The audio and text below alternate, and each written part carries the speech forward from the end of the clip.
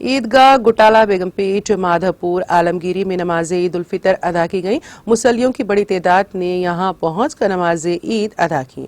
मोहम्मद रियाजुद्दीन ने मीडिया से बात करते हुए तफसीलात बताएं और कहा कि माधवपुर, कोंडापुर, हफीजपेट के अवाम ने भी यहां ईद की नमाज अदा की। मौलाना अब्दुल रहमान ने नमाज ईद की इमामत की और खुतबा दिया। मौलाना सादिक मुइनुद्दीन ने फजाइल ईद बयान किए। हमारे यहाँ के कमेटी के लोग हैं, मस्जिद के लोग हैं, खादिमीन हैं और मुकामी हजरात है, जो मुकामी हजरात ने हमारी बहुत सारी मदद की।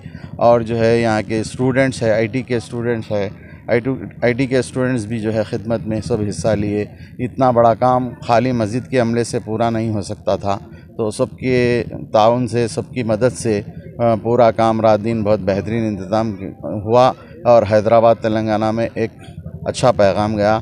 हमारे सदर साहब की तरफ से और यहाँ की कमेटी की तरफ से और यहाँ के मकामी हजरात की तरफ से हम सब लोगों को जो है ईद की बहुत बहुत मुबारकबाद देते इंशाअल्लाह ताला।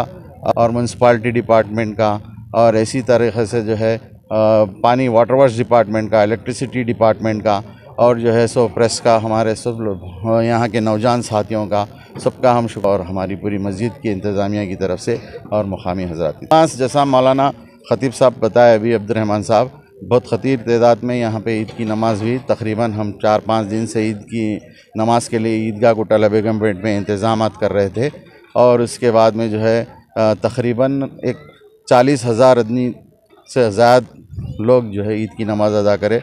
मौलाना सादिक मुइनुद्दीन साहब का बयान था, अब्दुल रहमान साहब का खुतबा था और नमाज हुई ईद उल फितर की और ख़तीर तादाद में जो है सो ईद की नमाज़ हुई और बहुत अच्छा माहौल था। बहुत बहुत शुक्रिया अदा करते। वक्फ बोर्ड जो है पानी के लिए भी बहुत सारा सपोर्ट किए और जो है दूसरे इंतज़ामात में भी वक्फ बोर्ड का बहुत अहम रोल रहा। तो कितने जमातें बनाए यहाँ पर ईदगाह में नमाज जगह बचने होने की वजह से? मस्जिद में भी एक जमात हुई जो आखिर में हुई 15 मिनट के बाद। 10 बजे ये जमात हो गई थी ईदगाह की, उसके 15 मिनट के बाद मस्जिद आलमगीर